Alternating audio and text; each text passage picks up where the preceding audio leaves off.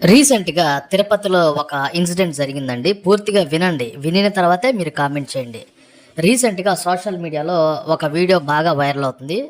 ఆ వీడియోలో ఒక పెద్దాయన ఒక కుర్రోడిని పట్టుకున్నాడు తిరుపతి పెట్రోల్ బంక్‌లో.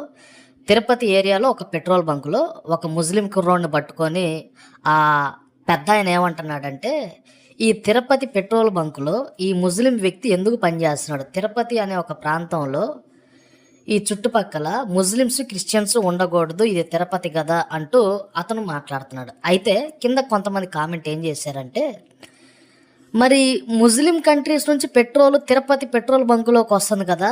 మరి దానికి సమాధానం ఏంటి? మీరు పెట్రోల్ బంకులో ముస్లిం వ్యక్తి ఉండకూడదు. ఇది తిరుపతి అని అంటున్నారు బానే ఉంది.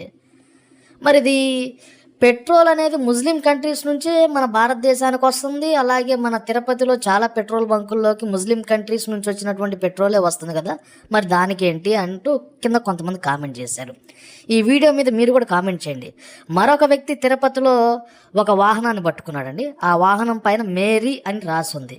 ఆ వ్యక్తి ఏమంటాడంటే, తిరుపతిలో టెంపుల్ పరిధిలో ఈ వాహనం పైన మేరీ అని ఎందుకు రాస్తుంది? ఇది మత ప్రచారం కదా అని అన్నాడండి. కింద కామెంట్ చూసి నిజంగా షాక్ అయ్యాను. మరి తిరుపతి టెంపుల్స్ చుట్టుపక్కల మెడికల్ షాప్స్‌లో Johnson and Johnson baby powder ఉంటది. ఫిలిప్స్ ఉంటది. క్రిస్టియన్ నేమ్స్‌కు సంబంధించినటువంటి మెడిసిన్స్ ఉంటాయి. మరి దాన్నేం చేస్తారు మరి మీరు?